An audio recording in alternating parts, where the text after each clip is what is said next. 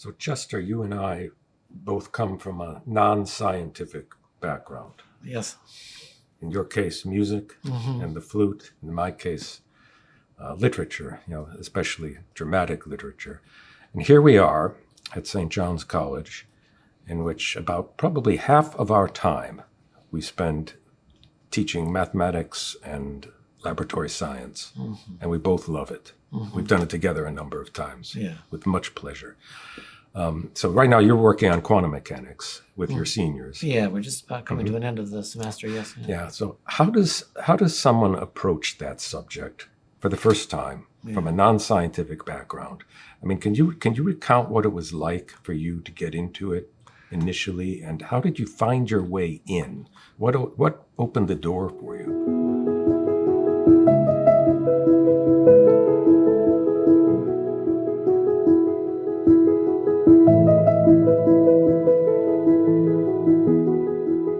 I think what started to attract me once I'd had the job was that there were all these demonstrations and experiments, and so I was fascinated on trying to see how the experiments could go along with the readings. And I have to say, having been away from studying these things, I can't explain, but I fell in love with the readings, and I especially fell in love with readings where when I couldn't figure something out and the language was accessible to me, such as French, I would start to translate. And I think that was kind of the theme. I would find something difficult. I knew there had to be something exciting about it, and then so that allowed me to look at the laboratory more just as the speech of these amazing human beings. And then the practical part, how to make things work. I mean, I'm, as anybody who knows me well knows that I'm not the most practical human being in the universe, but it was just a lot of fun to work with students and other colleagues and try, not just to make things work, but to see how the so-called physical world coincided with it. So what you were just saying, Chester, might be analogous to an experience I had in graduate school working on Shakespeare and reading plays and tons of criticism, and then discovering in the theater itself the practical and the experimental, where you have to actually get on your feet and give body and voice to these things and find as you were saying, find the way that makes it work given that particular group of people. And that's what really captured me and made me want to continue working on that for the rest of my life. But maybe that's analogous to what you're describing with the lab, where you go from things on a page or written to something real that you can get your hands on. Yeah, to condense the story a little bit, the junior lab, it's a difficult tutorial. It was once described to me as the most difficult thing we do. It's one of the ones. I put down music as another one, but yes, and but everything gets worked out in that year. I mean, many things get worked out. All the things we kind of take for granted, for force, energy, mass, motion, speed, all those things, kind of are worked out, with a new start from Galileo and Descartes.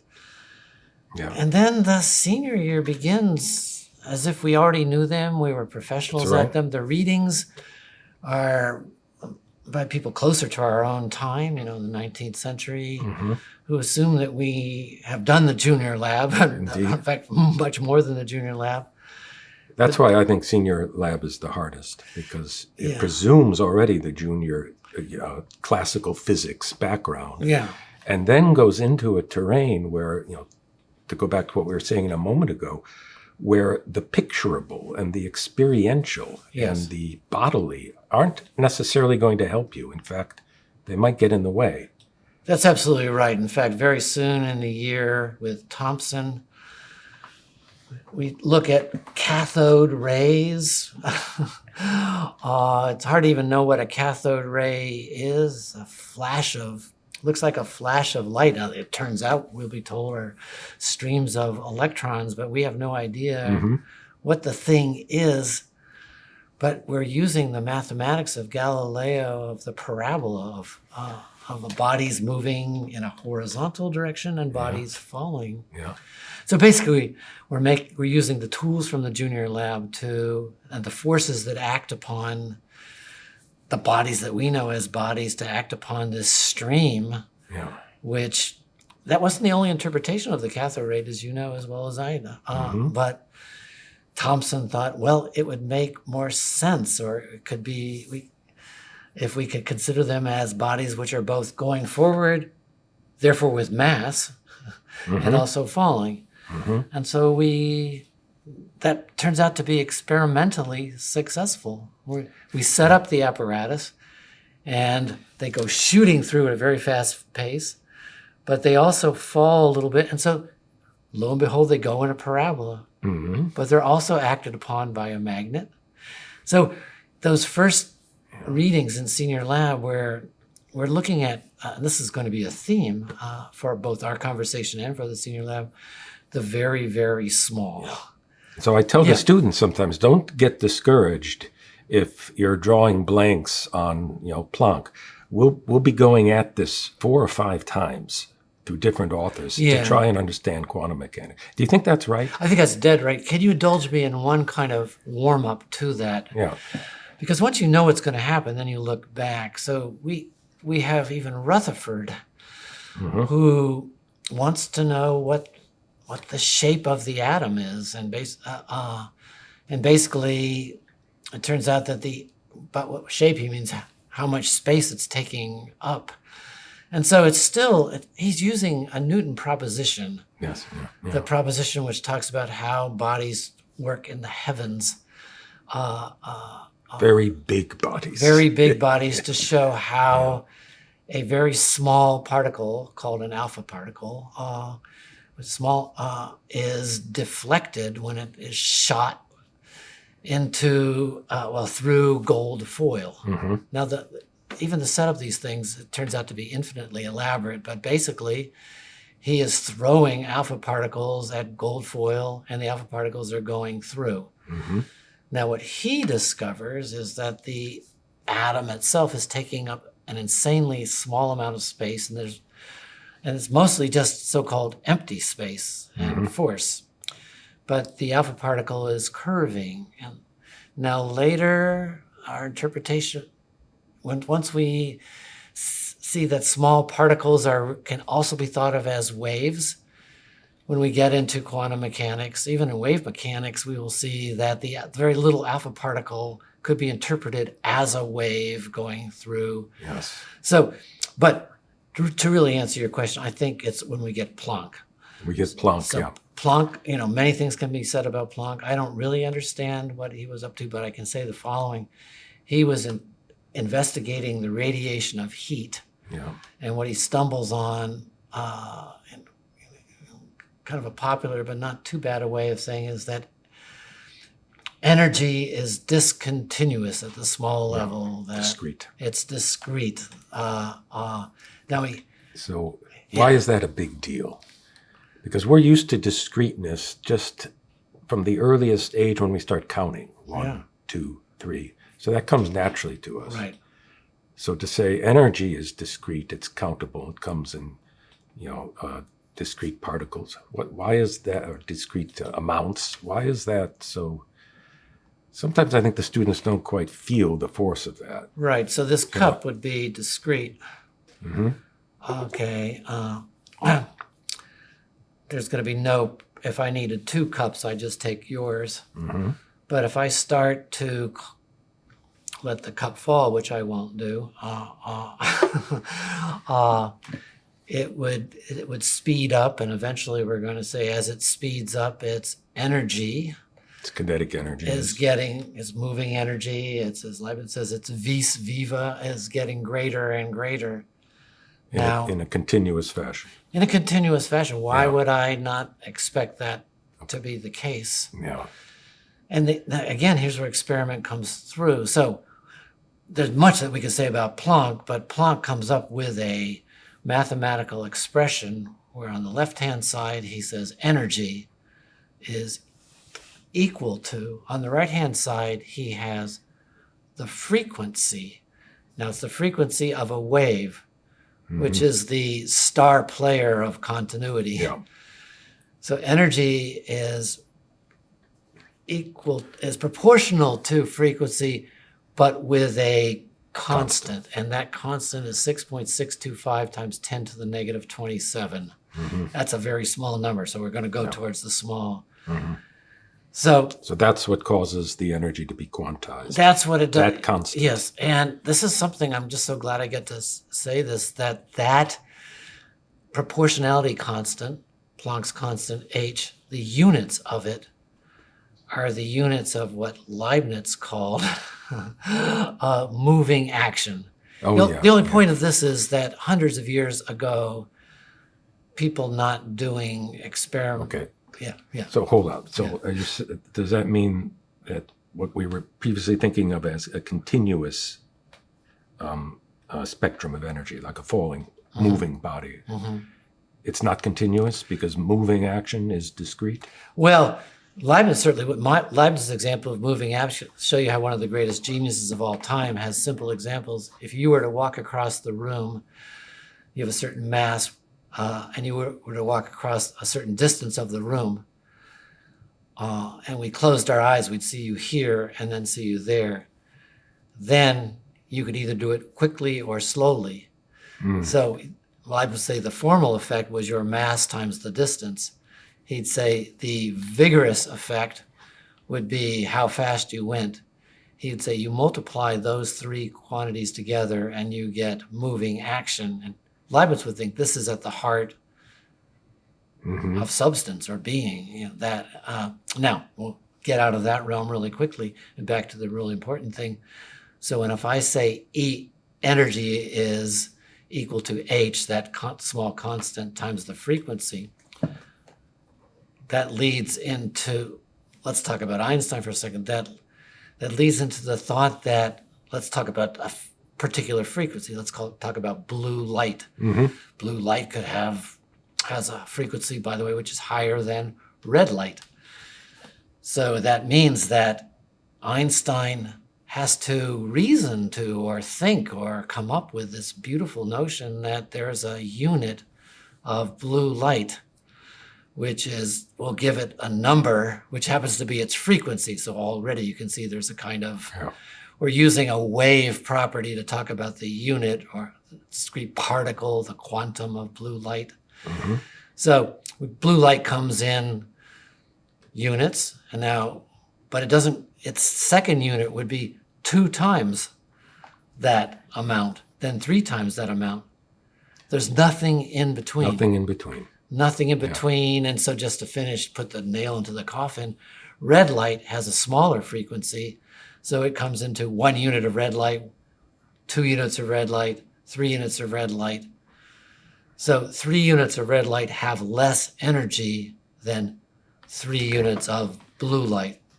Okay. Now it's not too hard to go back to Maxwell, the man who just gave us all we'd ever want to know about light as a wave, to show that there's a discrepancy between that for Maxwell, light is continuous. So what's the connection between what we were talking about earlier, the size question, big and little, and what we're now talking about, the quantization or the discreteness of energy? Yeah, so this is why it would be important. So Planck, in his studies, which had really not that much to do with this, discovered the following thing. When you heat a body, it gives off heat. Planck discovered that if energy did not come in discrete units, it would almost instantaneously give off all of its heat. In the popular version, this is called the ultraviolet catastrophe. We all be incinerated. Yeah. So, but it's really deep. It's meaning that, people talk about ovens, but it's just, Planck talks about black bodies. So imagine painting a body black. It absorbs a lot of heat. Once it comes to equilibrium, if energy is continuous in an argument which can be understood by liberal arts students, the math simply doesn't work out, and the energy is instantly given off. Infinite amounts. Infinite amounts. According to the classical equations. According to everything that we studied in the junior year. Okay. And that's the beginning. That's the beginning That's the beginning of the end. Yeah. And so it's, I guess the argument is, but energy is not given off instantaneously or in infinite amounts. Therefore, we have to start to think about energy at the small level as being discrete. But in our daily lives, we don't notice that. No. Because the unit of energy is so small, so we would not know. So that unit, that Planck's constant, its very smallness as a constant, Yes. it's like 6.67 times 10 to the negative 27th. That's or right. Something. Erg seconds, yes. Yeah, very, very small. That smallness translates into, is this right? Translates into a limit on what we can know about small things. That's right. Yeah, that's right. Okay. And so the next move is... And that limit is not, just to clarify, that's not in principle overcomable. That is, we can't get smaller than that limit by getting better equipment or better experiments or anything like that. Right, and that takes a little while to come out, but once we go through Schrödinger, once we get, I guess we need to talk about matter and radiation or matter and waves. So if we pick this thread up, that this discreteness of energy as shown by this new constant of nature means there's a limit to what we can know about small things. What exactly are we talking about in terms of what we want to know and what we can't know, and then the implications of that limit on our knowledge? Yeah, I mean, I guess to really answer that, we'd have to go to the end of the senior lab where, in a certain way, quantum mechanics has been developed and its predictions come true. Mm-hmm. But because of this factor H, it's impossible to have simultaneous knowledge of, for example, where somebody is or where a body is and how fast it's moving. Yeah. Now we assume... It's what every parent wants to know about their child. Where are you and what are you doing? Right. Yeah. And now we can't know that about little particles. For example, we would all say that this cup is on the table. We could give it some kind of spatial coordinates. We could say where it is. We can give its location. And we could also say, give it speed. In this case, we would say it's at rest with respect to you and myself, and now it's in motion. Mm-hmm. What quantum mechanics can't get beyond is that when we actually, if as the particles get smaller and smaller, if this particle is now at the smallest level, my measuring its position, where it is, with precision, the more precise I make that measurement, the less precise I know how fast it's going. In fact, the extreme case is to know within a very small amount where it is, I've lost it for all time. Mm-hmm. That's to say, my looking at it causes it to go away, but it's a lot more complicated than it's just a subjective kind of thing or an objective kind of thing. This kind of, or to put it more succinctly, H is now a factor of all the physical expressions for both matter and waves, or the matter that we're composed of, the atoms that we're composed of.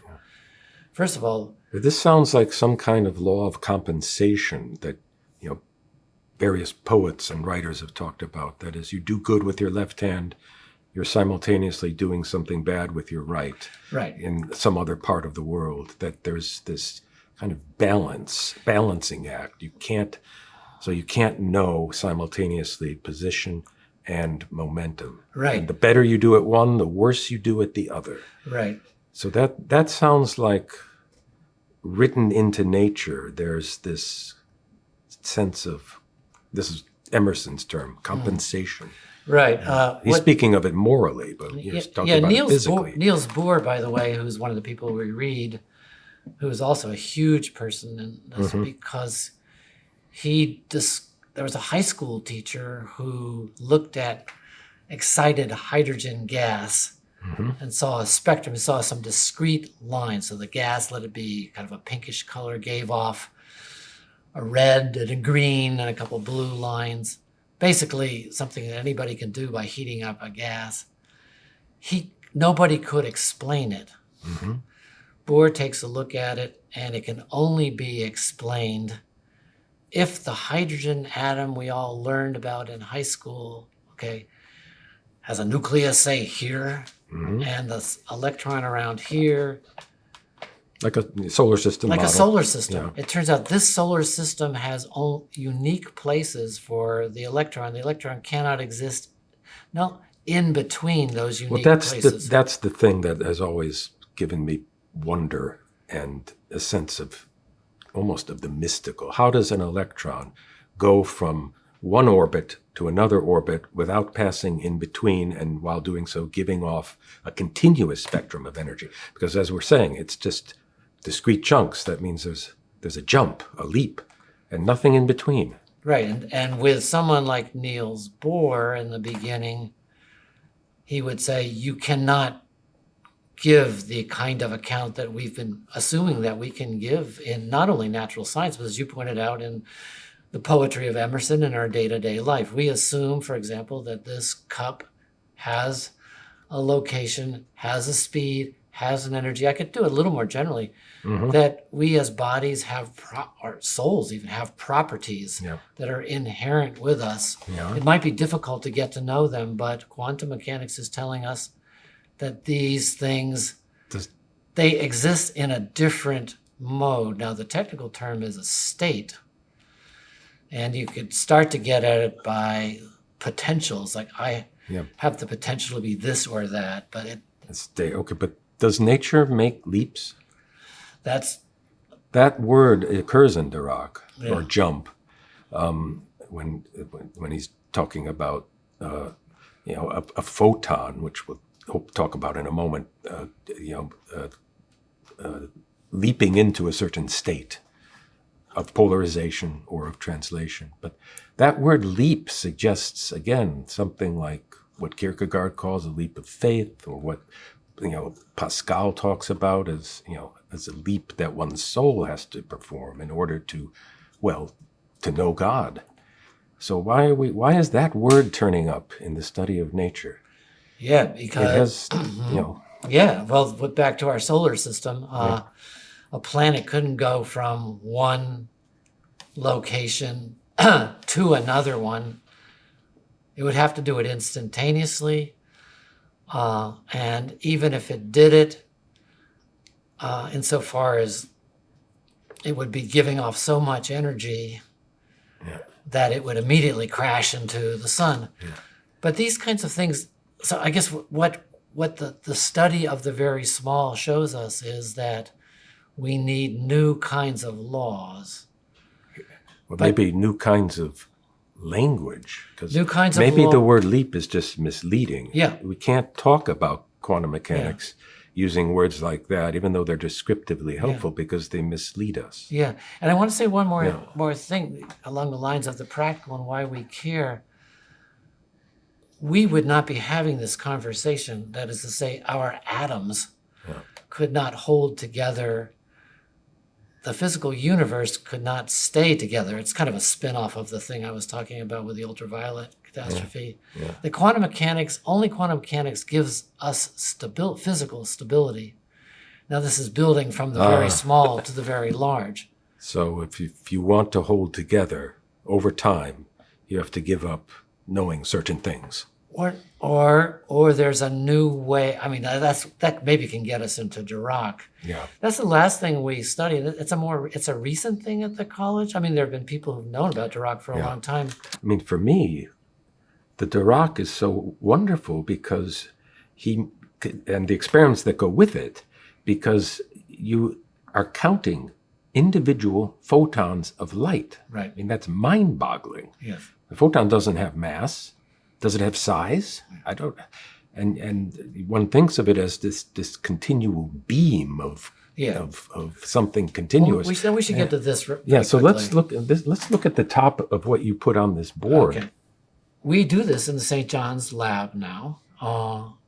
We were able to do it through a very generous grant from the Hudson Trust, and The equipment is quite impressive. the equipment's I mean, it's impressive. And I want to give credit to Enrique Galvez at Colgate University. He and about 4 or 5 other people 20 years ago started working on experiments that undergraduate physics majors could do in less time than the professionals had done when this stuff was invented in the first. I mean, it's just stunning. Yeah. That having been said, one of the first things we do, we phrase it, does the photon exist? Yes. Even the question is kind of interesting, and the answer will have to be investigated, but we start with... A particle of light. Right. Okay. We start with laser light. And we would never be able to do it if it were just laser light itself. Mm-hmm. So then we need... So laser... We talk about a laser beam going through a crystal. Mm-hmm. Now, something amazing happens here that can be mathematically explained, but the result is purple light goes in here, and a very small part of the purple light is converted into red light that comes out of here. In two streams. In 2 streams, and a very, very weak beam of those streams. Because the whole problem is we're never going to see a photon, but we have to be persuaded that, well, once the streams get to these part, and these are beam splitters. Now, if this were a beam of light, even this itself is kind of amazing. Half of the beam would go straight through to this thing, which is called a detector. Mm-hmm. The other half would be reflected. This is just with light being a wave. Mm-hmm. Okay. What we want eventually to do is to isolate a single photon and persuade it that if it gets here, if we have a single photon, it can only show up at one of the beam splitters. Either B or B prime. So we have to have a small number of them, and these calculations can be made. The other thing we have to have ones that are correlated. These twins are amazing. They're what's known as entangled photons of A. They come out together. In other words, in the physicists talk about the language of begetting. One purple That's nice. with a high frequency begets 2 reds, Half the frequency. half the frequency. So energy and momentum are conserved. In any case, this detector turns out to be more important than we probably have time to talk about. But the experiment is conceptually very, very simple. Either it goes to here or it goes to here. Now, the thing I didn't draw here is that we only count, these are kind of pairs, we only count pairs that are correlated with A. I see. There are many, many photons going on here, but a very small amount are either correlated with A and B or B. correlated with A and B prime. But never A and B prime together. That's right. And That's the key. And so I think the thing you said is very, very important. We then see that most of the photons we get either are correlated with A and B or A and B prime. That's right. And to make a long story short, once we see that's true, we know that we had no splitting. Because if the photon were to split and not be a unit, Yeah. then half of it would go to B prime, half would go to B, yeah. and we would be able to know that it got there at more or less the same time. Yeah. We also know it's being treated discretely as a particle, not a wave. Right. Otherwise, B and B prime would be registering detections all the time. Right. Because waves are continuous. Right. So with this very sensitive equipment, which we've got, we convince ourselves, yeah, photons are real, individual, countable, discrete particles. Yeah, and if you'll, And photon is another name for light. we're never seeing these things, right? Right. And so there's a lot that's going on behind the scenes. So the kind of the more modest way to say is the results we get cannot be explained by a continuous stream of light. I think there's a lot of difference there. Okay. It's kind of a negation or something. It's a negative thing. It's This I think is the whole senior lab at a certain point. This could not be explained by everything we do in the junior lab. Yeah. I feel a little more comfortable talking about it that way. It can't be explained by light as an electromagnetic wave, Right. as understood by Maxwell. Right. Yeah. On the other hand, this experiment is crucial because people almost a century before, like Schrödinger and Heisenberg, were predicting that this kind of thing would be happening. Yeah. It's so simple in conception. It's very simple. I mean, basically all I need to draw was light. I wouldn't even talk about this, although there's a story that goes on here. Light goes one way or the other. Yeah. Yeah. It's an exercise in counting. Really. It's an exercise in counting. Yeah. But this is the big one. Okay, so once we've got that idea in our heads, light exists as discrete countable particles. Right. This is the famous interferometer, Right. I call this the racetrack. the racetrack. Yeah, sometimes Okay. students get more excited if I call it the racetrack. But basically, these lines are they're drawn equally. There's a lot of setup here, but light, So it's a square. it's a square. Light comes through, again, one of these apparatuses that allows it to either go straight through or to reflect. Then it goes off a mirror and reflects. Then it goes through another one, which allows it either to go straight through or reflect. Okay. That's one path. This way, that way. The other path is straight through, reflect, reflect. Mm-hmm. Okay. Now, Or it's straight through again. or right? straight through again. Yeah. Now, interferometers are used for far more mundane things, but this one is really exciting. If we convince ourselves that we have a single photon starting off here, Which we can. which we can from this Yeah. experiment, Yes. it looks like, well, it could go here, here, or here, here. Yeah. All these options, 4 options, really, right? really, four. 1, 2, 3, 4. Right, and Dirac is telling us no, the photon is in both of them at the same time.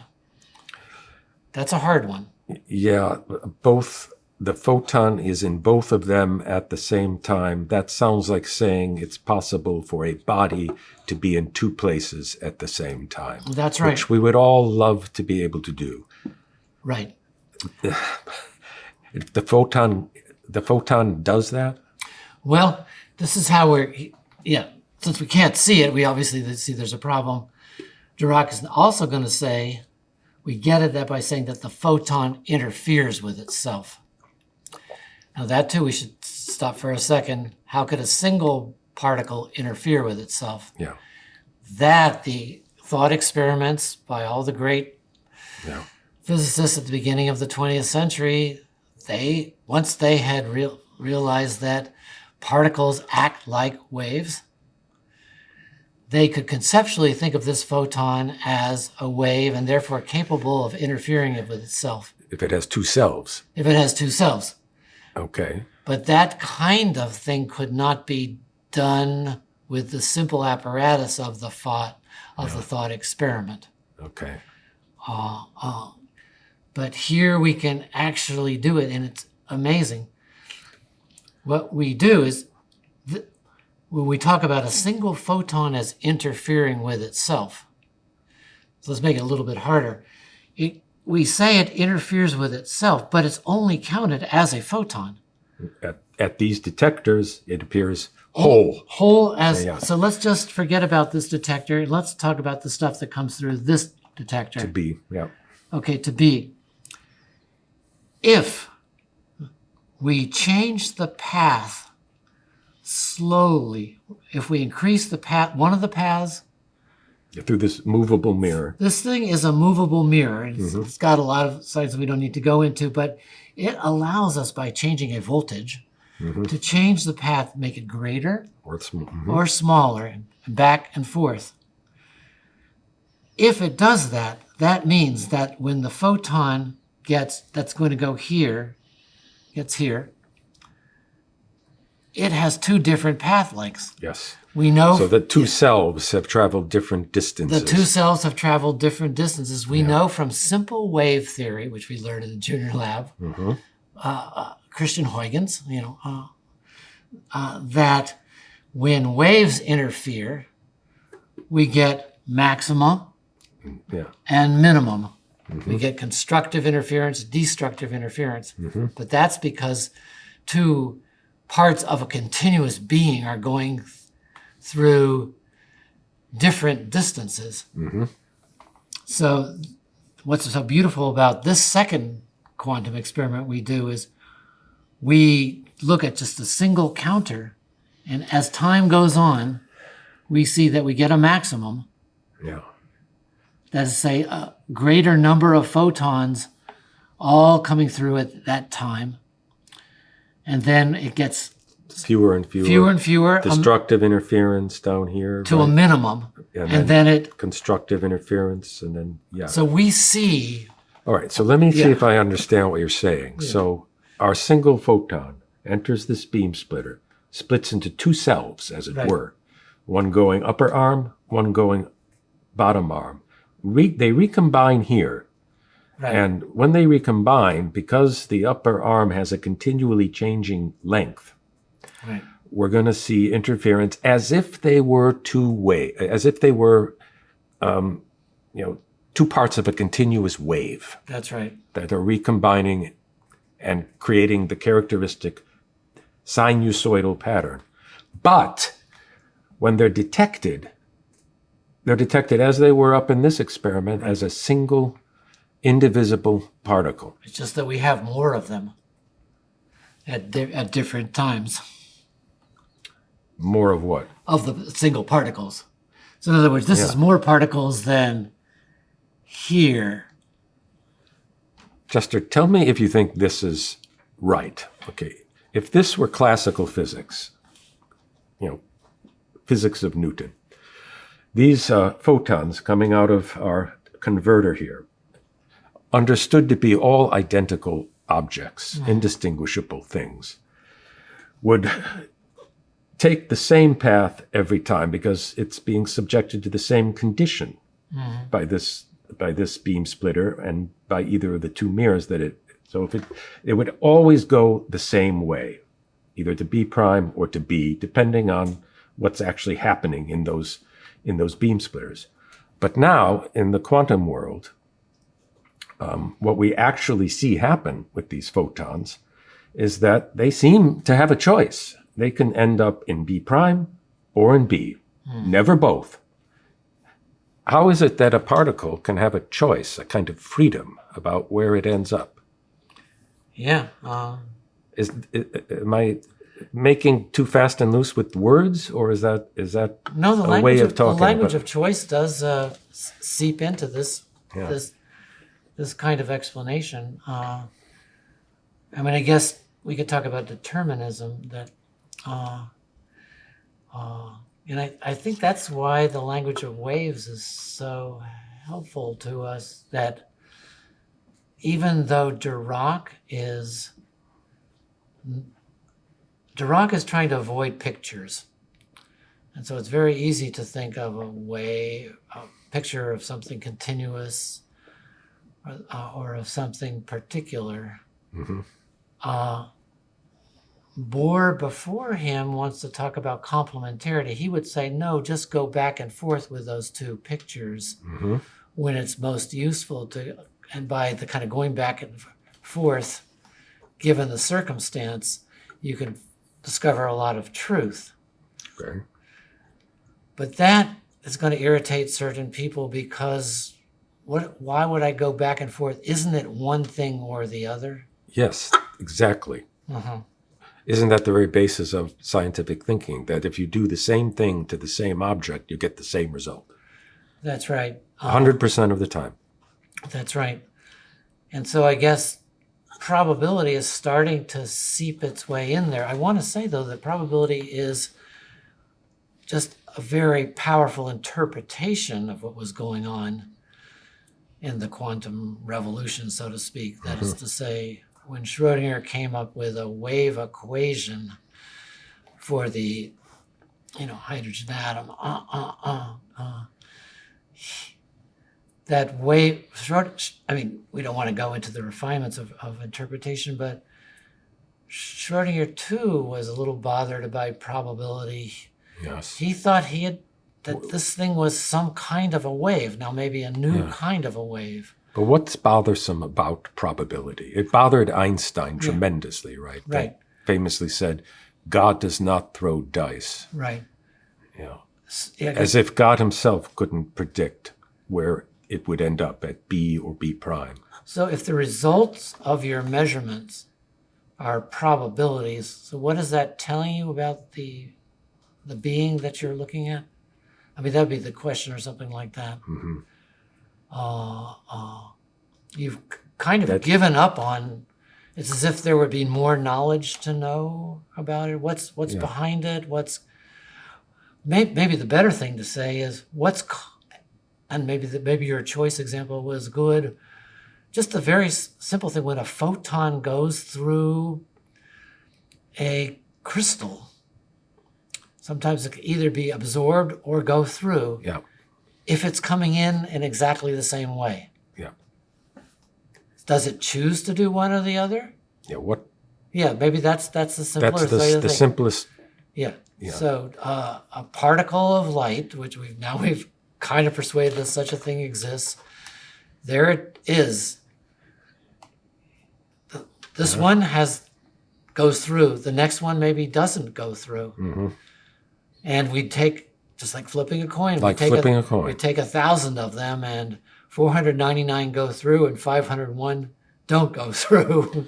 But I've always thought in flipping a coin, if I knew everything about that coin and all of its interactions with the particles of air on the way up and on the way down, and what happens when it hits the ground, all the forces at work, theoretically I could predict. Yeah, that would be Einstein. Yeah. No, I think that's right. He would say we don't know it yet. So but we will know about it if we just knew things. we knew all those hidden variables. Right, and because it didn't make sense. Well, it didn't make sense to Einstein, for example, that you could do an investigation of one particle, for example, this particle here, and have it influence another particle which was very far apart from it. Mm-hmm. That why should the knowledge of one thing disturb something? Mm-hmm. So he claimed that at a certain distance, and this is sometimes called the principle of locality. Mm-hmm. Something in its particular place, when we know something about it here, it should not influence what we know about something That over also here. seems like common sense. It seems like common sense, but our seniors, as we speak, are doing an experiment that to show themselves that kind of thinking, the results of an experiment, again, getting particular photons being counted as units, doesn't justify that kind of thinking is violated. Okay. So not only have we got to accept probability as the very nature or the very beingness of things, they're probabilistic beings, Right. but we also must accept this other idea you just mentioned, that things are separate things that can be very far away from each other, Right. are entangled instantaneously. Right. So that what happens to one at the very instant that it happens to one, the other object that it's entangled with a million miles away is also having something happen to it. Yeah, and I wasn't going to mention this, but it strikes me that, well, look, I'm giving a preceptorial on Dostoevsky right now, and often a character will say the following thing. I was surprised to see this amazing thing happen, but I knew it was going to happen, or something like that. Yeah. Or something like, in other words, this whole idea that how we affect one another, or how beings affect one another, is simply to be understood in a Newtonian framework, with our notions of space and time, our notions of information being conveyed at a limiting speed, that is the speed of light. That's a very deep fruit of things we learn in the junior lab, but it may not be at the heart of even what we want to call physics. Yeah. Or something like that. So maybe there's some way that the poets and writers like Dostoevsky or Pascal have sensed this in their own ways all along. I think so. I mean, yeah. So humanly speaking, they Yeah. have sensed that this is the kind of world that Yeah. human beings live Yeah. in their own relations with each other. And there are, by the way, interpreters of quantum mechanics that feel that thinking influences these physical measurements and things like that. There are many that think there are many worlds. I hesitate to go into them because oftentimes they are genuine scientists and they have a mathematics behind what they're saying, but I simply don't understand it. Yeah, I've heard about the multiple worlds hypothesis. Yeah, so it's as if as one of the consequences of there was an quantum. explosion that happens before our students' eyes, where the very sober Newtonian, I think Newton himself, I would not say, is such a sober thinker. If you read some of the things he thought about alchemy, and even about how how they're wild. Yeah. But nonetheless, the kind of physics we get Kepler, from that seems to be very rational. Yeah. It seems to be part of the Cartesian project. And I think in the senior laboratory, at a certain part, when we start to investigate the very small, the kind of physics and mathematics that we use, we say breaks down, it works. So I want to be very sober in my own assessment of that. Oh. It's not as if we have two different worlds, but the very big, in some ways, can be a kind of approximation of the very small. It's only when we get to the very small that we start to discover these very big things. But the things that happen at the level of the very small have manifestations in the very big. I'll say, just for people's curiosity, there are now people trying to apply the indeterminacy principles to very big objects. Wow. So I think the sky is the limit. There's no limit. The popular science kind of piques your interest, but it's all based upon things that are happening. One last thing I'll say is that I remember in a study group studying that there is energy in the void. And I thought, well, okay, am I in Lucretius or an but the key to that is that due to the Heisenberg indeterminacy principle, when you try to measure energy, when you try to measure energy, if you do it in time that's too short, your energy is indeterminate. So basically, I'll make people who are going to worry not worry. Conservation of energy is still thought to exist. But if you do certain experiments, energy will look as if it is fluctuating. Wow. So there are all kinds of paradoxes here. I just would have... But this feeds the imagination. It feeds the imagination. And that imagination, maybe if you're a poet, can be trusted.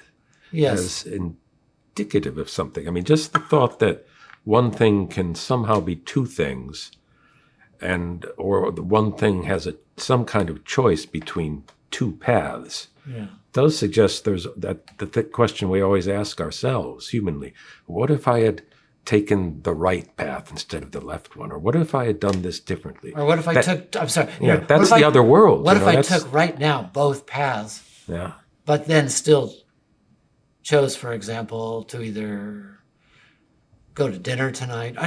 See what I'm saying? That's the depth. I'm dead serious, but that's the depth of Dirac, that the notion of a state is a way of expressing all these potencies, although I'm not sure that it's potency quite in the way Aristotle meant, but they're all there, and then when we measure them, one appears. They're potentially infinite, because you could just add on other, that's right, wave functions, if you're thinking that way, or other paths. But for Dirac, we don't know which is going to express itself. Maybe a great poet knows what you and I are going to do tomorrow. So our students as juniors start out with, as you were saying, looking at the path of an object that you drop, or a projectile, which is a parabola. That's where it starts, getting those paths into, physical laws.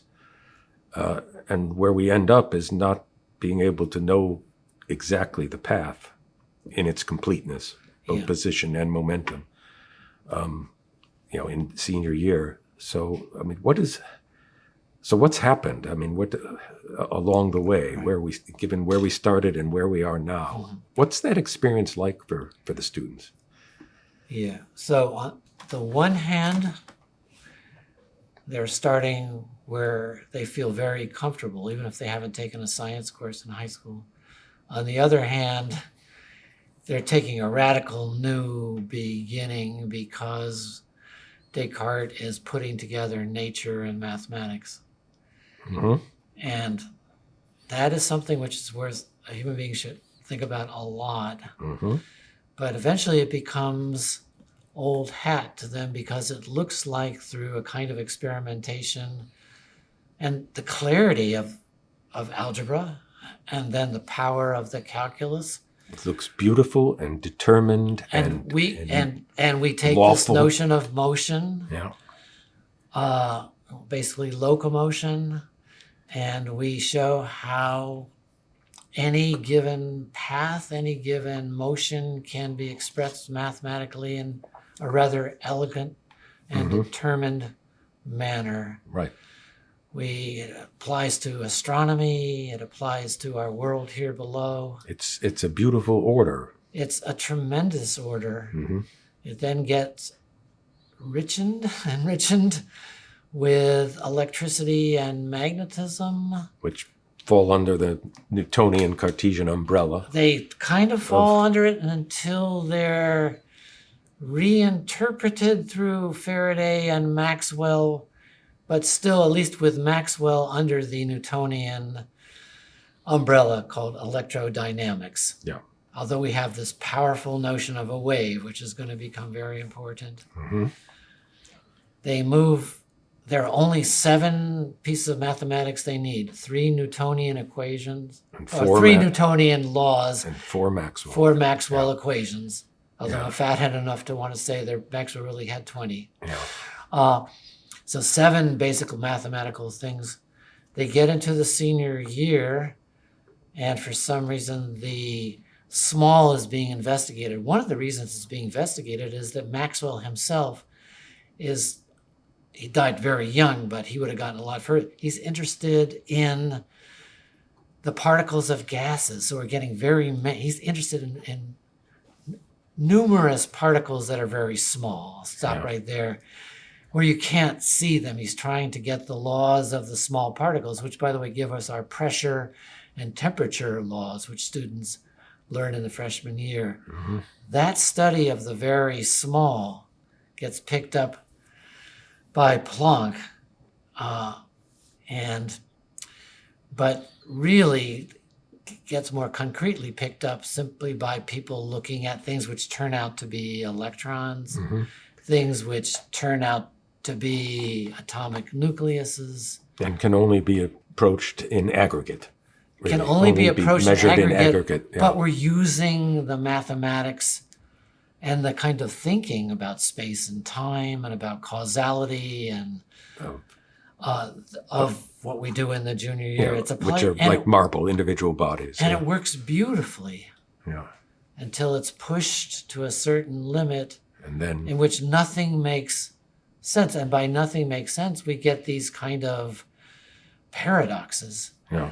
These kinds of paradoxes which can't be explained this way. But then what you're saying then is that since those little things at the limit are what makes up everything, the electrons, the protons, the atoms, then all of the big things are made up of little things that we don't really understand. Yes. And I have to add the next step is the people kind of De Broglie, they have this amazing thought that just as bodies, well, let's start the other way, just as we can understand light as both a wave and the ray with the path worked out by a particle, so maybe we can understand bodies as traveling bodies and As waves. Yeah. It's that last one, and they do it in a Euclidean proportion. As a light body is to a light ray, as a light body is to a light wave, so is a material body to, our students learn how to do the fourth proportion, to a matter wave. Yeah. No. Completely insane at first, but to make a long story short, once given that analogy, the ship has sailed. Mm-hmm. And we end up with a wave equation describing the integral body. That wave equation then needs to be interpreted. This is where we get to probability. At a certain point in the late 1920s, you've got all the fodder you need, but we need the interpretation. And one of the paths of the interpretation is probability. I don't know what the wave itself actually is, but I can interpret it when I take measurements as the probability of getting a certain measurement. So, but there we're leaving behind what the thing was, although we're measuring it, but we're it just sort of reminds me of this sort of thing I was reading when I was involved with literary criticism back in the day, that there's no text anymore. It's all interpretation. Yes, that's kind of happened in most of the disciplines, I think. I won't start talking about music, but I want to say that. But that seems like where it's going in what you just described as the arc. We're giving up the text of physics for interpretation. But oddly enough, I think I can come full circle in this interview. The interpretation then becomes almost infinite and, for me, kind of horrific, because which way am I going to go? But that's where experiment comes back.